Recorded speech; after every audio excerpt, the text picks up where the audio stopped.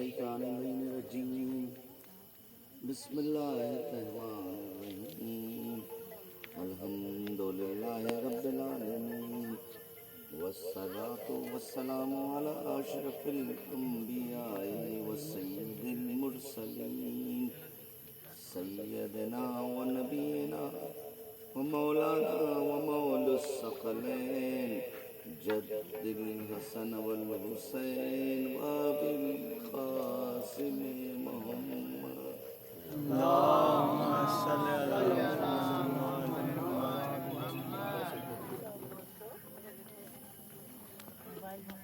وطیبین الطاہرین المعصومین المنتخبین اما بعد فقد قال اللہ تبارک فی کتابہ المبین وہو اصدق الصادقین وقولہ الحق بسم اللہ الرحمن الرحیم قل ان کنتم تحبون اللہ فاتبعونی یحببکم اللہ ویغفر لکم ذنوبکم واللہ غفور رحیم صدق اللہ العلی العظیم.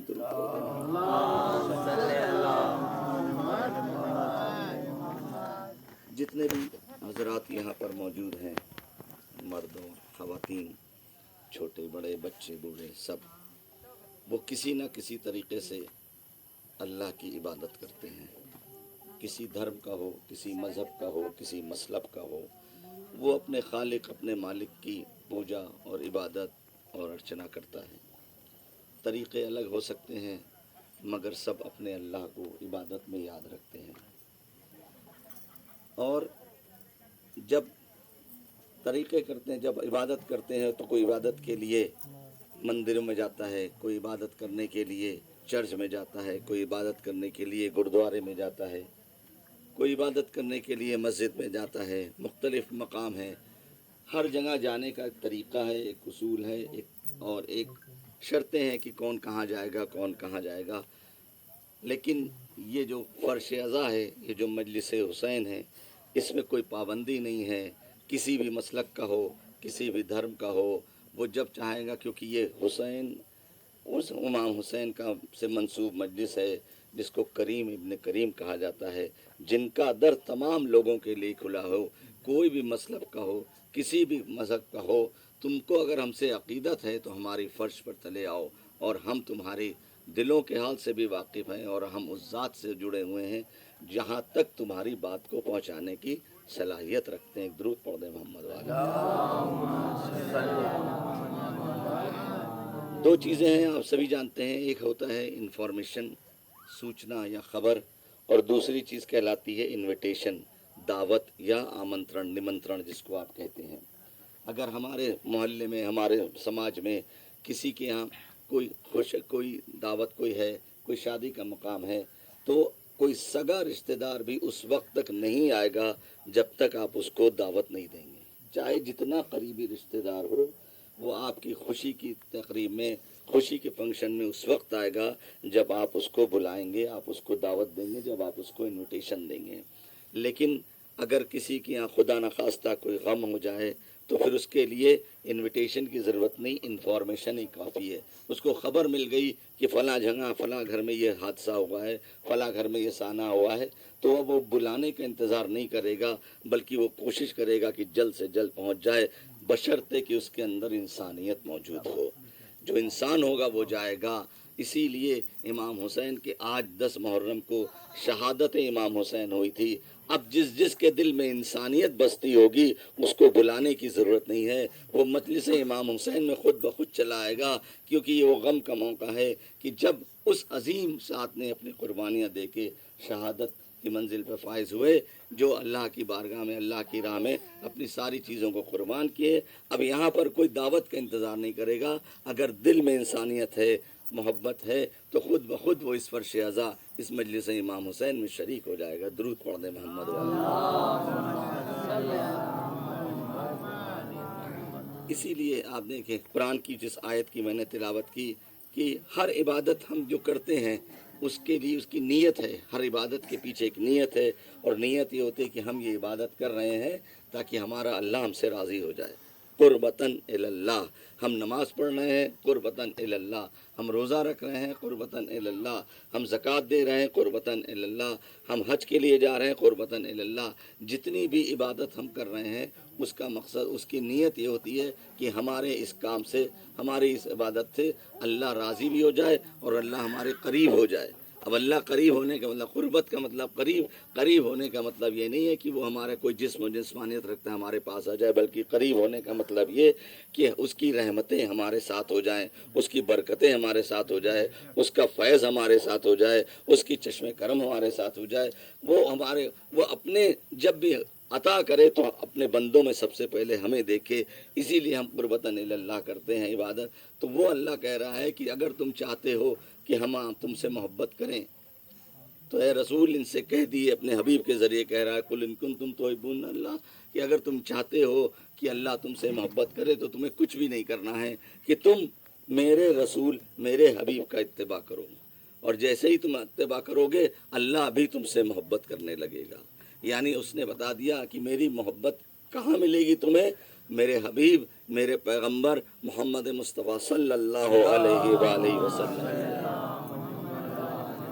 ان کی محبت میں ملے گی. ان سے وابستہ ہو جاؤ گے تو کیا ہوگا کہ اللہ راضی بھی ہوگا، اللہ خوش بھی ہوگا، اللہ تمہاری دعائیں بھی پوری کرے گا، اللہ تمہارے لیے نعمتیں و برکتیں نازل کرے گا. لیکن بس ضروری یہ ہے کہ میرے حبیب میرے پیغمبر اس کا اتباع کرو. اس کا اتباع کیا مطلب؟ جو وہ کرے، جو وہ کہے مان لو، جو وہ کرنے کو کہے کرنے لگو. اتباع ایک چیز ہوتی اطاعت، ایک چیز ہوتی اتباع. اتباع یعنی جو زبان سے کہا جائے اس کو مان لیا جائے، اور اتباع یعنی جو عمل کر کے دکھایا جائے اس کو کہتے ہیں اتباع. میرے حضور کو دیکھ لو، میرے نبی کو دیکھ لو، جیسا جیسا وہ کہے کرتے چلے جاؤ، جیسا جیسا وہ بتائے اسی کو انجام دیتے چلے جاؤ. اب اسی رسول کے وسیلے سے پروردگار نے بتایا کہ امام حسین کون ہے. اب امام حسین کون ہے، کون بتائے گا؟ کیونکہ اللہ کے پسندیدہ بندوں میں سے ہے تو وہی بتائے گا جو اللہ کا وسیع ہوگا، جو اللہ کا رسول ہوگا. تو امام حسین کے لیے آپ نے فرمایا کہ حسین منی و انا من الحسین. کون کہہ رہا ہے؟ رسول کہہ رہے ہیں کہ حسین منی و انا من الحسین، احب اللہ من احب الحسین، ابغض اللہ و ابغض الحسین. مطلب کیا ہوا کہ حسین منی، حسین مجھ سے ہے اور میں حسین سے ہوں. کون کہہ رہے ہیں؟ حضور کہہ رہے ہیں. ایک نانا اپنے نواسے کا بارے میں بتا رہا ہے کہ میں حسین سے ہوں اور حسین مجھ سے ہے، میں حسین مجھ سے ہے اور میں حسین سے. اس کے بعد کہا من احب اللہ، جس نے جو اللہ کو، یعنی من احب اللہ اب الحسین، جس نے حسین سے محبت کی اس سے اللہ نے محبت کی. من احب اللہ احب الحسین، جس نے امام حسین کی ذات سے محبت کی اللہ اس سے محبت کرے گا. یہ رسول کا ارشاد گرامی ہے. تمام کتابوں میں اہل مسلک سنی تمام کتابوں میں یہ حدیث مشترکہ ہے، موجود ہے. اور دوسرا اس سے کہا وَأَبْغَضَ اللَّهُ ابغض الحسین، اور جس نے میرے حسین کو ناراض کیا تو پھر اللہ اس پر اپنی چشم کرم نہیں کرے گا، اپنی رحمتیں نازل نہیں کرے گا. بہت سیدھی سی حدیث صاف لفظوں میں بتا دیا کہ اللہ کی محبت حاصل کرنا چاہتے ہو تو حضور نے کہا ہے حسین منی و انا من الحسین، میرے حسین کو پہچانو، اس کی معرفت حاصل کرو، کیونکہ یہ حسین وہ ہے جو مجھ سے ہے اور میں ہوں جو اس حسین سے ہوں. درود پڑھ دیں محمد والے. اب اس حدیث کی تشریح میں من حسین و منی و انا من الحسین کے لیے 2-3 منٹ آپ کی زحمت، یہ اس کا کیا مطلب ہے اور اس سے کیا مراد ہے. حسین و منی، حسین مجھ سے ہے، نانا سے نواسا ہوتا ہے، دادا سے پوتا ہوتا ہے کہ بھائی دادا کہے گا یہ ہمارا پوتا ہے، یہ ہمارا نواسا ہے، نانا کہے گا، یعنی بڑے سے چھوٹا پہچانا جاتا ہے. یہ فطرتی بات ہے، یہ سماج میں رائج ہے، سب پہچانواتے ہیں. لیکن یہ کہنا کہ میں حسین سے ہوں، یہ بات سمجھ میں آتی. حسین عمر میں چھوٹے، منصب میں چھوٹے، تو پھر آپ حضور یہ کیوں کہہ رہے ہیں کہ میں حسین سے ہوں؟ اس کے لیے مختلف تفسیری کتابیں لکھی گئیں اور تمام عارفوں نے بیان کیا کہ اس حدیث کا کیا مطلب ہے.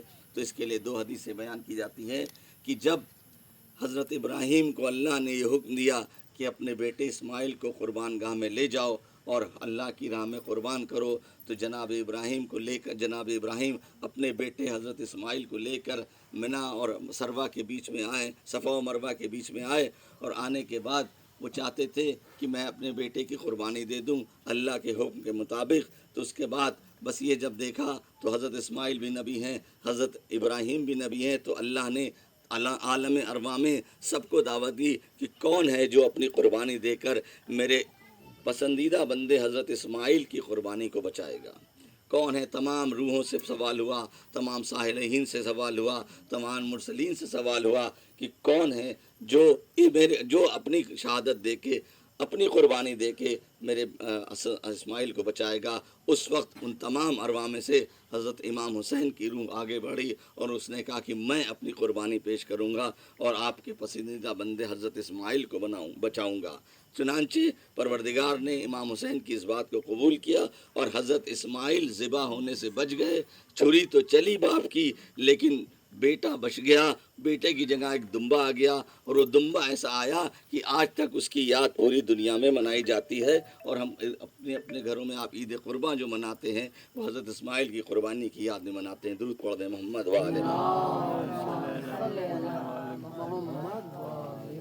تو اس وجہ سے اب کیونکہ حضرت اسماعیل کی نسل سے پیغمبر ہیں، اگر حضرت اسماعیل اس وقت قربان ہو جاتے، ذبح ہو جاتے باپ کی چوری تھے، تو ان کی نسل میں حضور نہیں آتے۔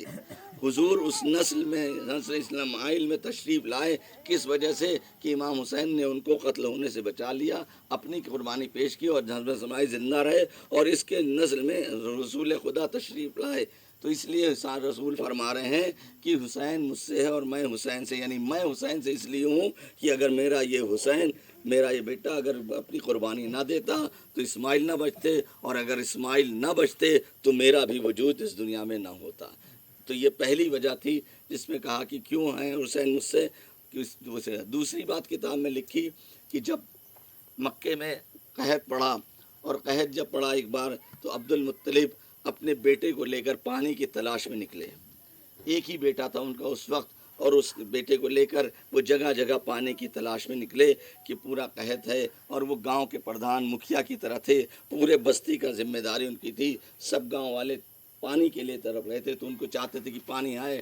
تو وہ ایک بیٹے، اتنا بڑا ریگستان عرب کا، ایک بیٹے لے کر وہ نکلے، تو لوگ ہنستے تھے کہ ان کو دیکھو اتنے بڑے ریگستان میں یہ ایک بیٹے کے ساتھ پانی کی تلاش میں نکلے ہیں۔ اور جب ان کے اوپر تانے و تشنے اور یہ کہتے تھے، تو لوگوں نے کہا، تو حضرت عبد المطلب نے اللہ سے دعا کی کہ پروردگار مجھے 10 بیٹے عطا کر، تاکہ میں پانی کو جلدی سے جلدی کھوج لوں، اور ان میں سے ایک بیٹا میں تمہاری راہ میں قربان کروں گا۔ چنانچہ پروردگار نے حضرت عبد المطلب کی یہ دعا قبول کی اور ان کو 10 بیٹے عطا کیے، اور 10 بیٹوں کے ساتھ مل کر جب عبد المطلب نے پانی کی تلاش کیا تو زمزم تلاش میں وجود میں آیا، اور اس کے بعد پانی کی کمی دور ہو گئی۔ اس کچھ وقت کے بعد حضرت عبد المطلب کو یہ خیال آیا کہ میں نے جو اللہ سے نذر مانگی تھی، جو اللہ سے منت مانگی تھی کہ مجھے بیٹے عطا کرے، تو میں یہ قربانی دوں گا ایک بیٹے کی۔ تو اب ان کو خیال آیا کہ اب ایک بیٹے کی قربانی دی جائے۔ اب سوال یہ تھا کہ کس بیٹے کی قربانی دی جائے؟ 10 بیٹے مانگے، جس بیٹے کو وہ چنتے تو وہ ناراض ہو جاتا کہ مجھے ہی کیوں چنا، کسی اور کو کیوں نہیں آیا۔ یہ بڑا مسئلہ تھا، تو 10 بیٹوں کو چننا تھا۔ تو اب اس کے لیے اس زمانے میں لاٹری سسٹم تھا، جیسے آج کل لاٹری ہے، اس کو قرآن اندازی کہتے ہیں۔ سارے بیٹوں کے نام کی پرچی ڈالی گئی، اور اس میں جب پرچی اٹھائی گئی تو اس میں جناب عبداللہ کا نام نکلا۔ تو یہ ہوا کہ جناب عبداللہ کو قربان کیا جائے گا۔ ایک بیٹے کی قربانی دینی تھی، چنانچہ عبد المطلب اپنے بیٹے عبداللہ کو لے کے منا کے میدان میں آئے کہ اب ہم اس کی قربانی دیں گے جناب۔ اور اس کے بعد انہوں نے منا کے میدان میں عبداللہ کو لٹایا اور چاہتے تھے کہ اس کی قربانی دیں۔ تو اس وقت حضرت ابو طالب نے آگے بڑھ کر جناب عبد المطلب کے ہاتھ کو روکا، کہا کہ ہم لوگ دین حنیف پر قائم ہیں، ہم لوگ دین ابراہیم کی شریعت پر عمل کرتے ہیں، اور اس میں یہ طریقہ ہے کہ اگر آپ کو بیٹے کی قربانی دینا ہے تو اس کے بیچ میں اور اونٹ کے بیچ میں آپ قرآن اندازی کریے، جس کی پرچی نکلے گی اس کی قربانی دی جائے گی۔ چنانچہ جناب عبداللہ ایک پرچی میں اور ایک اونٹ ایک پرچی میں رکھا گیا۔ اب جو پرچی اٹھائی گئی تو جناب عبداللہ کا نام پھر آیا۔ پھر دوسری بار یہ ہوا کہ شاید غلطی سے آ گیا ہو، دوسری بار یہ ہوا اب ایک طرف جناب عبداللہ کا نام، دوسری طرف 5 اونٹ، پھر جب نام نکلا تو عبداللہ کا، اسی طرح بڑھتا گیا، ایک بار 15 اونٹ، 20 اونٹ، 25 اونٹ، لیکن ہر بار نام حضرت عبداللہ کا نکلتا تھا، یہاں تک کہ جب تعداد بڑھ کے 100 اونٹ ہو گئی کہ اب ایک پر طرف ایک پرچی میں تھے عبداللہ کا نام تھا، دوسری پرچی میں 100 اونٹ تھے، تو اب 100 اونٹ کی باری نکلی، پرچی نکلی، چنانچہ 100 اونٹوں کی قربانی دی گئی اور حضرت عبداللہ کو بچا لیا گیا، حضرت عبداللہ بچ گئے، حضرت عبداللہ کی نسل سے پیغمبر دنیا میں آئے، تو جناب پیغمبر کا وجود اس دنیا میں کس وجہ سے آیا کہ اگر حضرت ابو طالب یہ مشورہ نہ دیتے جناب عبد المطلب کو کہ یہ قرآن، اس کے وجہ سے ہم عبداللہ کی جان بچ جاتی، اور چونکہ عبداللہ ہی کی نسل سے عبداللہ ہی کی بیٹے ہمارے پیغمبر ہیں، تو اس لیے رسول نے فرمایا کہ اگر عبداللہ نہ بچتے تو میں بھی نہ ہوتا، اور یہ عبداللہ کو بچانے کے لیے امام حسین کے دادا حضرت ابو طالب نے قربانی دی ہے، اگر ابو طالب یہ قربانی نہ دیتے، یہ طریقہ نہ بتاتے تو عبداللہ ذبح ہو جاتے، اور عبداللہ ذبح ہو جاتے تو میں اس دنیا میں نہ آتا، تو اس بات کو یاد کر کے کہا کہ میں حسین سے ہوں، 2 سے وجہ بتائی، یعنی 2 لوگوں کے ذبح ہونے سے بچا لیا تو پیغمبر اس دنیا میں آئے، ایک حضرت ابراہیم ذبح نہیں ہوئے، دوسرے حضرت عبداللہ ذبح نہیں ہوئے، اسی لیے ہمارے نبی، ہمارے پیغمبر، ان کا ایک لقب فرزند ذبیحین ہے، یعنی ان 2 ذبیحوں کے بیٹا فرزند ذبیحین کہلاتے ہیں کہ دونوں کے بچنے کی وجہ سے، 2 ذبیحوں کے بچنے کی وجہ سے آپ حضور میں آئے، اسی لیے کہا جاتا ہے حسین، رسول نے فرمایا حسین منی و انا من الحسین، میں حسین سے ہوں، حسین مجھ سے ہے اور میں حسین سے ہوں، ایک درود پڑھ دیں محمد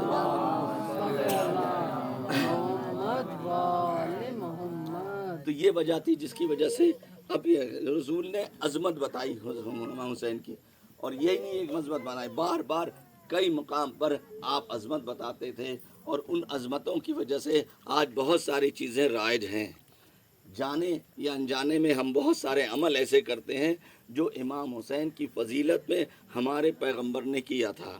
مثال کے طور پر آپ میں سے بہت سارے افراد جمعہ پڑھتے ہوں گے اور یقیناً پڑھتے ہوں گے، اور جمعے میں آپ دیکھتے ہوں گے کہ 2 خطبے بیان کیے جاتے ہیں، جمعے کی نماز میں آپ دیکھیں گے 2 خطبے بیان کیے جاتے ہیں نماز سے پہلے، اور دونوں خطبے کے بیچ میں ایک بار ایک وقفہ دیا جاتا ہے، یعنی 1 سیکنڈ 1 منٹ کے لیے مولانا اور نماز پڑھانے والا امام بیچ میں بیٹھتا ہے، پہلا خطبہ دیا، پھر خطبہ بریک ہوتا ہے، 2 منٹ کے لیے بیٹھتا ہے، اور اس کے بعد پھر دوسرا خطبہ شروع ہوتا ہے۔ یہ سنت، یہ نماز میں طریقہ جو آیا، یہ کہاں سے آیا، اس کی ابتدا کیا ہے، اس کا آغاز کیا ہے، تو اس کے لیے آپ تمام روایتیں شیعہ اور سنی تمام کتابوں میں ہم دیکھیں گے، تھوڑی تھوڑی مختلف انداز سے، لیکن دونوں جگہ موجود ہے۔ میں وہ روایت بتا رہا ہوں جو عالم سنت کی کتابوں میں صحیح بخاری اور صحیح مسلم میں موجود ہے، اس میں یہ لکھا ہے کہ ایک بار امام ہمارے پیغمبر خطبہ دے رہے تھے مسجد میں، اور امام حسن اور امام حسین چھوٹے چھوٹے بچے تھے، اور وہ مسجد میں کھیلتے ہوئے تشریف لائے، آپ نے خطبہ دیتے دیتے جب آپ خطبہ آئے تو ان کو یہ لگا کہ یہ ابھی بھی یہ دوڑتے ہوئے آ رہے ہیں، کہیں گر نہ جائیں، کہیں ان کے پیر ڈگمنا رہے، ننھے ننھے بچے ہیں، انہوں نے کسی صحابی سے نہیں کہا بلکہ اپنا خطبہ دیتے ہوئے خطبے کو روکا اور آگے بڑھ کر 2 زانو بیٹھے اور دونوں بچوں کو لیا، امام حسن پشت پر آئے اور امام حسین کو گود میں لیا، اسی لیے آپ نے اس کے بعد پھر کھڑے ہو کے آپ نے خطبہ دینا شروع کر دیا، یعنی یہ جو وقفہ دیا اپنے 2 خطبوں کو، اس وجہ سے آج بھی جب بھی امام جمعہ نماز پڑھاتے ہیں تو خطبے میں یہ کرتے ہیں، کیونکہ یہ وہ فضیلت تھی، یہ وہ سنت تھی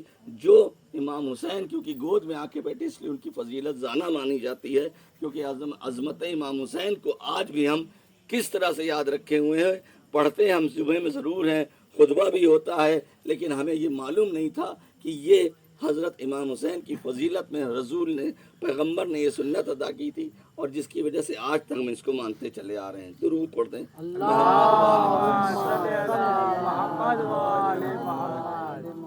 اسی طرح سے ہم آج دیکھیں ان کی فضیلت افضلیت میں کیا ہے کہ اب سجدہ کرتے ہیں، قرآن بار بار کہتا ہے کہ زمین پر سجدہ کرو، زمین پر سجدہ کرو، مختلف جگہ پہ سجدہ، جتنی جگہ زمین پر سجدہ کرو گے قیامت کے دن وہ جگہ تمہارے حق میں گواہی دے گی کہ یہ نماز گزار تھا، یہ جماعت میں سجدہ تھا۔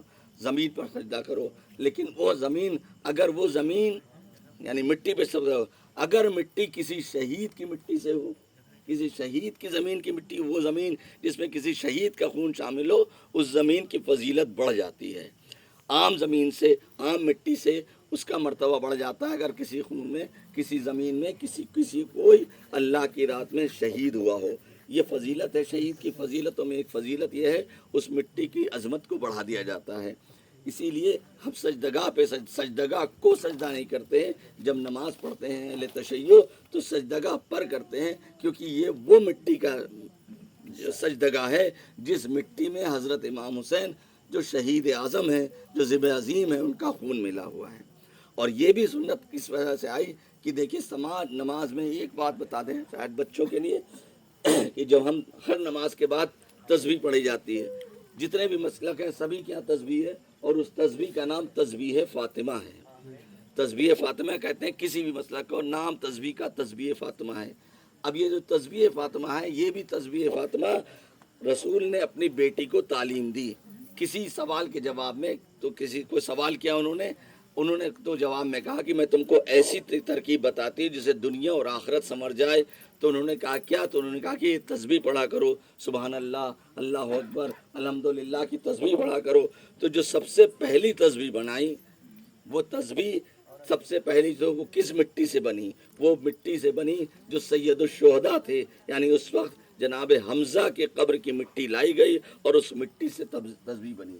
پہلی تسبیح جو ہے وہ ان سے بنی ہے۔ یعنی کیوں بنی گئی؟ وہ اسی لیے بنائی گئی کہ یہ شہید کی مٹی، شہید اس زمین یعنی سید الشہداء جناب حمزہ سب سے پہلے شہید ہیں، سید الشہداء ہیں، تو اس لیے ان کی مٹی سے بنائی گئی۔ حالانکہ حضرت فاطمہ کا خود مرتبہ بہت اعلیٰ ہے، وہ کسی نے تھے، وہ اپنے بابا رسول خدا کے قدموں کی مٹی سے بنا سکتی تھیں، وہ اپنے شوہر علی مرتضیٰ کی مٹی سے، خاک کے قدموں کی مٹی سے بنا سکتی تھیں، نہیں۔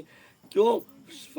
شہید کی فضیلت کو بتانے کے لیے انہوں نے جناب حمزہ کی قبر کی مٹی سے تسبیح بنائی۔ اور آج تمام عالم اسلام میں ہم تسبیح فاطمہ پڑھتے ہیں۔ سب سے پہلی تسبیح کس مٹی سے بنی؟ ایک شہید اعظم کی تسبیح، سید الشہداء کی تسبیح سے بنی۔ اسی وجہ سے شہید کا مرتبہ بلند ہو جاتا ہے۔ تو وہ زمین، جس زمین پر امام حسین دفن ہوں شہادت کے بعد، اس کا مرتبہ کیا ہوگا؟ اور یہ جو قربانیاں دی ہیں امام حسین نے، جو قربانیاں دی ہیں، اس قربانیوں کے بعد اللہ نے امام حسین کو کچھ 3 فضیلتیں بہت اہم عطا کی۔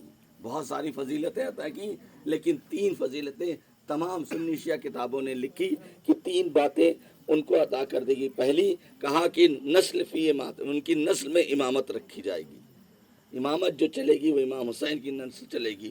دوسرا کہ ان کی شفاء فی تربت، ان کی تربت، ان کی مٹی میں شفا رکھی جائے گی۔ اور تیسرا استجابات دعا، یعنی ان کے قبے کے نیچے، ان کے حرم میں، ان کے مزار پر جا کر جب کوئی دعا مانگے گا تو وہ رد نہیں ہوگی۔ اللہ تعالیٰ نے یہ خاص انتظام کیا اس عظیم قربانی کے بعد، کہ اس قربانی کے بعد امام حسین کو یہ عطا کیا گیا کہ امام ہوگا تو انہی کی نسل سے ہوگا، اور اس کے بعد دعائیں پوری ہوں گی ان کے قبے کے نیچے یا ان کے حرم میں جا کر۔ اور تیسری بات یہ کہ یہ ان کے خاک میں، یعنی جس زمین میں یہ دفن ہے اس زمین میں شفا دے دیں۔ شفا یعنی تمہارے زخموں کا مرہم، وہ تمہارے زخم جسمانی ہوں، وہ تمہارے زخم روحانی ہوں۔ جب تمہیں کوئی کرب، کوئی مصیبت، کوئی تکلیف ہوگی تو شفا عطا ہوگی۔ امام حسین کی قبر کی مٹی، کربلا کی مٹی میں وہ شفا ہے۔ شفا کہتے ہیں ہیل کرنا، کسی زخم کو آہستہ آہستہ بھرنا، یعنی یہ چیزیں، یہ فضیلتیں امام حسین کی عطا کی گئیں ان کی قربانی کے لیے۔ اور یہ قربانی انسانیت کے لیے تھی، اس لیے ہر انسان پر یہ فرض ہے۔ آج پوری دنیا میں جیسا کہ ابھی آپ صاحب نے بتایا کہ حسین یہ جو ہو رہا ہے یہ اس لیے نہیں ہو رہا ہے کہ وہ صرف کسی خاص فرقے کے امام تھے، بلکہ انسانیت کو بچایا، انسانیت کی رسموں کو بتایا، سماج میں غلط جو ہو رہی ہیں ان چیزوں کے خلاف کھڑے ہوئے، حق کا پرچم بلند کیا، راہ نجات پر لانے کے لیے لوگوں کو دعوت دی، اس وجہ سے قربانی پیش کی۔ اس قربانی کے عوض میں آج پوری کائنات میں گلی گلی حسین حسین کی صدا اسی وجہ سے ہے کیونکہ امام حسین نے ایک عظیم قربانی پیش کی. درود پڑھ دیں محمد.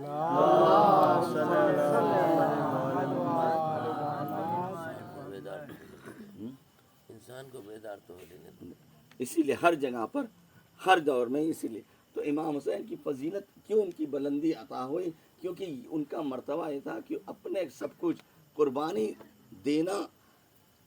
کوئی ہر انسان اپنی زندگی میں قربانی دیتا ہے کسی نہ کسی, لیکن ایک قربانی کا معیار ہوتا ہے کہ کوئی بھی آدمی اپنے بچے کو اپنے ہاتھ پہ لے جا رہا ہے پانی مانگنے اور اس کے بچے کو تیر سے مار دیا جائے, اور وہ آدمی اس کے بعد امام حسین گریہ نہیں کر رہے ہیں, اس کے بعد امام حسین فریاد نہیں کر رہے ہیں, اس کے بعد اللہ کا شکر ادا کر رہے ہیں کہ تو نے میری اس قربانی کو اپنی بارگاہ میں قبول کیا.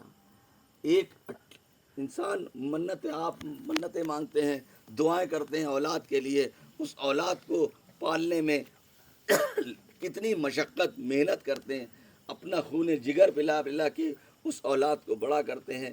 وہ اولاد اگر آپ کی 15, 16, 17 اور 18 سال پہ ہو جائے تو آپ کی آنکھوں کی نور ہوتا ہے, آپ کی آنکھوں کی ٹھنڈک ہوتا ہے, یہ یقین ہوتا ہے کہ یہ میرے بڑھاپے کا سہارا ہوگا, کل کو ہم کوئی مشکل میں ہوں گے میرا بازو تیار ہو رہا ہے. آپ اس کو دیکھ دیکھ کے خوش ہوتے ہیں. روز بروز جیسے جیسے آپ کے سامنے وہ آتا ہے آپ کی خوشی بڑھتی ہے, آپ کے اندر ایک سکون آتا ہے کہ یہ میری اولاد ہے, اس کو ہم نے اتنی مشکل سے پالا ہے. اور امام حسین کو دیکھیے 18 سال کے ایک بیٹا علی اکبر کو قربان ہونے آیا, آپ سے پوچھ رہا ہے کہ بابا ہمیں مرنے کی اجازت دے دیے کیونکہ آپ حق پر ہیں, اس حق کی راہ میں بھی اپنی قربانی دینا چاہتا ہوں. تو وہ بیٹا اور اس کی شکل صورت کردار چال گفتار جو ہر طریقے سے وہ اپنے پیغمبر اسلام کی شبیہ تھا, ان کی جس کو کہتے ہیں بالکل چھوی, ان کی کاپی تھا. جس طرح سے نبی بولتے تھے, جس طرح سے نبی بات کرتے تھے, جس طرح سے ان کا اخلاق تھا, جس طرح سے وہ سراپا ایک تصویر تھا. تو وہ اپنے بیٹے سے فرماتے ہیں کہ دیکھو تم میرے نانا کی تصویر ہو.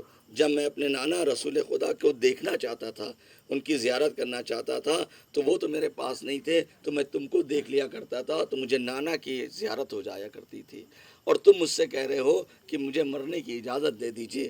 اب آپ سوچئے کہ کوئی صاحب اولاد صرف یہ تصور کرے کہ جس نے اولاد کو پالا ہو 18 سال, اس کے بعد وہ آپ سے آ کے کہے کہ میں مرنے جا رہا ہوں, مجھے جنگ کی اجازت دے دیجیے, تو آپ کے دل پر کیا گزرے گی. اور وہی امام حسین ہیں کہ وہ کہہ رہے ہیں کہ بیٹا جاؤ, جا تو رہے ہو لیکن مڑ مڑ کر دیکھتے جانا, تاکہ جہاں تک ہو سکے ایک باپ اپنے بیٹے کی شکل دیکھتا رہے.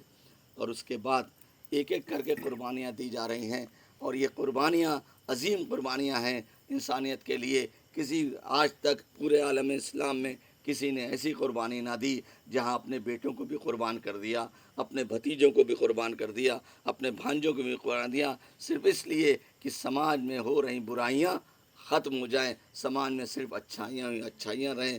اللہ نے جو مذہب بھیجا ہے, جو دین بھیجا ہے وہ باقی رہے, اس میں کوئی گڑبڑی نہ آئے. اس کے لیے میں اپنا گھر لٹا دوں گا, اپنی جان دے دوں گا. اپنی جان کا دینا آسان ہے, لیکن اپنے سامنے اپنے اولاد کی جان کو دینا بہت مشکل ہے. صرف آپ تصور کریں, اگر آپ سوچ لیں گے تو آپ کی آنکھوں میں گریا آنسو نکل آئے گا. اور آپ سوچئے کہ قرآن کہتا ہے کہ جناب یعقوب کے بیٹے تھے جناب یوسف, کچھ دنوں کے لیے وہ آنکھوں سے دور ہو گئے, غائب ہو گئے, اور ان کو یہ معلوم تھا کیونکہ جناب یعقوب نبی تھے, ان کو معلوم تھا کہ میرا بیٹا غائب ہے. یہ جانتے تھے کہ وہ علم غیب سے کہ وہ زندہ ہے, لیکن اتنا روتے تھے, اتنا گریہ کرتے تھے کہ ان کی آنکھیں سفید ہو گئیں. یہ قرآن نے لکھا ہے کہ وہ اپنے بیٹے غم میں وہ یاد کر کے روتے تھے, گریہ کرتے تھے. آج لوگ گریہ پر اعتراض کرتے ہیں. قرآن کی مستحکم آیت ہے کہ جناب یعقوب نے اپنے بیٹے یوسف کے لیے اتنا گریہ کیا, جبکہ وہ علم نبوت سے جانتے تھے وہ زندہ ہے, اس کے باوجود اتنا گریہ کیا کہ ان کی آنکھیں نیلی, ان کی آنکھیں سفید ہو گئی تھیں. تو آج آپ سوچیں کہ جس امام حسین نے اپنے دو بیٹوں کو قربان کیا, 18 سال کے علی اکبر کو قربان کیا, 6 مہینے کے علی اصغر کو قربان کیا, کون سا دین, کون سا مذہب, کون سا انسان ہے جو 6 مہینے کے بچے پر تیر چلائے گا. آپ بس تصور کر لیں, آپ کی آنکھوں میں آنسو آ جائے گا. 6 مہینے کا بچہ آپ کی آغوش میں ہے, جو پیاسا ہے, جس کی ماں نے 3 دن سے اس کو پانی نہیں دیا ہو, جس کی ماں نے 3 دن سے اس کو کھانا نہ کھلایا ہو, جس کی ماں نے 3 دن سے اس کو دودھ تک نہ دیا ہو, وہ بچہ اس کو آئے امام حسین ہاتھ پر لے کے آئے اور کہا کہ تمہاری نظر میں اگر میں گناہ گار ہوں، مجھ سے خطا ہوئی ہو تو تم مجھے چھوڑ دو، لیکن اس بچے نے کیا خطا کی ہے؟ اس کی تو کوئی غلطی نہیں ہے، اس 3 روز سے پیاسا ہے، بس میں تم سے چاہتا ہوں کہ 2 قطرہ پانی اس کو پلا دو۔ پھر اس کے بعد دیکھا کہ کوئی دشمنوں میں، فوج یزید میں کسی پر کوئی اثر نہ ہوا، تو کہا کہ اگر تمہیں لگتا ہے کہ میں اس بچے کے بہانے خود پانی پی لوں گا تو آؤ، میں اس بچے کو زمین پر لیٹا کر پیچھے چلا جاتا ہوں، تم اپنے ہاتھ سے لا کر اس بچے کو پانی پلا دو۔ وہ بچے کو جب خاک پہ رکھا تو گرمی، اتنی شدت کی گرمی تھی، ریگستان کی ریت، جلتی ہوئی ریت۔ روایت لکھتی ہے، تاریخ نے لکھا ہے کہ جس وقت 6 مہینے کے علی اصغر کو زمین پہ سلایا تو وہ اس طرح سے تڑپنے لگا جس طرح سے بنا پانی کے مچھلی تڑپنے لگتی ہے۔ اور اس کے بعد پھر جب دیکھا کہ اب بھی کوئی اثر نہیں ہو رہا ہے تو آپ نے اپنے بچے کو ہاتھ پہ اٹھایا، ہاتھ پہ اٹھا کر واپس چلے کہ بیٹا تمہاری آواز، میری آواز پر کوئی صدا دینے والا، لبیک کرنے والا نہیں ہے۔ اور اس کے بعد اتنی دیر میں دشمن نے تیر چلایا۔ کون سا تیر؟ وہ تیر جس سے اونٹوں کو قتل کیا جاتا ہے، جو اونٹ کے شکار کیے جاتے ہیں، اونٹ کا شکار کرنے والا تیر 6 مہینے کے علی اصغر امام حسین کے بچے کے لیے لگایا گیا۔ اور جب وہ تیر چلا ہے تو تیر لگا نہیں ہے، بلکہ 6 مہینے کے علی اصغر اپنے باپ کے ہاتھوں پر ذبح ہو گئے۔ آپ سوچیں کہ اس عالم میں اب امام حسین اپنے بچے کو لے کر گھر آ رہے ہیں، واپس آ رہے ہیں خیمے کی طرف۔ سمجھ میں نہیں آ رہا ہے کس دل سے جا کے ماں کو دکھائیں کہ ماں تمہارے بچے کو ہم لے گئے تھے پانی پلانے کے لیے، اور ماں کیا کہے گی؟ ماں کیا کہے گی کہ آپ میرے بچے کو کیا کر گئے ہیں؟ لیکن آپ دیکھیے کربلا کی ماؤں کو سلام، جب آپ نے دیکھا ہے، آپ لے کر آئے ہیں امام حسین کو اپنے ہاتھ میں بچے کو، تو ماں نے شکوہ نہیں کیا بلکہ فوراً سجدہ شکر میں گر گئی، پروردگار گواہ رہنا تو نے میری قربانی کو قبول کیا، میں تیری راہ میں شکر ادا کرتی ہوں۔ یعنی ان کے گھر کی خواتین، ان کے گھر کے بچے راہ حق میں اس ثبات قدم تھے کہ تمام عزم اور ارادے کے ساتھ قربانی پیش کی، اور یہی وہ قربانی تھی جس نے امام حسین کو آج تک زندہ رکھا ہے۔ حسین زندہ باد، لبیک یا حسین کے نعرے بتا رہے ہیں کہ آج بھی حسین زندہ ہیں۔ یزید کا کوئی نام و نشان نہیں، لیکن پوری دنیا میں گلی گلی، کائنات کا کوچا کوچا یا حسین کی صدا آ رہی ہے۔ لیکن ہاں عزیزوں، بس 2 فقرے مصائب کے کہ آنکھوں میں حق مجلس ادا ہو جائے کہ یہاں پر بھی جب دشمن نہ رکا، 6 مہینے کے بچوں کو پکڑا گیا، اس کے بعد اب باپ اکیلے ہیں امام حسین کی، ان کو بھی شہید کر دیا، اور اس کے بعد شہید کر کے سوکھا گلا۔ آپ سوچئے جس کے بچے نے 3 دن پانی نہ پیا ہو تو باپ نے کتنے دن سے پانی نہ پیا ہوگا۔ اور اس کے بعد ان کے گلے پر 17 بار شمر نے خنجر چلایا، اور جب وہ یزید کے دربار میں پہنچا تو یزید نے پوچھا یہ بتاؤ تم نے حسین کو کس طرح سے قتل کیا؟ تم نے حسین کو کہا کہ میں نے حسین کے گلے پر 17 بار خنجر چلایا۔ تو اس نے کہا، یزید کہتا ہے کہ تم نے اپنے ہتھیار کو تیز نہیں کیا تھا، 17 بار گردن پر خنجر چلانے کی ضرورت کیوں کر پیش آئی؟ تو اس نے کہا میرا خنجر تو بہت تیز تھا، لیکن حسین کا گلا اتنا سوکھا تھا کہ میں چلا رہا تھا، اور اس کے بعد جو یہ 70 بار چلانا پڑا، 70ویں بار میں حسین کے تھر و تن میں جدائی ہوئی۔ اور پھر روایت لکھتی ہے کہ جب پہلا وار کیا تو اس کے بعد ملائکہ نے سب چھوڑ دی کہ اب مجھ سے دیکھا نہیں جا رہا حسین کا امتحان، حسین کا صبر دیکھا نہیں جا رہا۔ دوسری ضربت ہوئی، رسولوں نے صفوں کو چھوڑ دیا، سب چھوڑتے جا رہے ہیں۔ اس کے بعد میں نے کہا کہ جب میں نے 17ویں میں ضرب لگا رہا تھا اس وقت کوئی بھی نہیں تھا حسین کے پاس، اور حسین کی آنکھیں فرات کی طرف لگی تھی، ہونٹ بدبدا رہے تھے۔ اور اس کے بعد میں نے کان میں لگا کر سنا، میں سننا چاہتا تھا کہ اس عالم میں حسین کس کو پکار رہے ہیں، کس کو یاد کر رہے ہیں۔ اب میں نے جو اپنا کان حسین کے لبوں کے پاس لگایا تو میں نے دیکھا حسین کی آنکھیں فرات کی طرف تھی، یا عباس کی صدائیں تھی۔ انا للہ و انا الیہ راجعون، ماتم حسین۔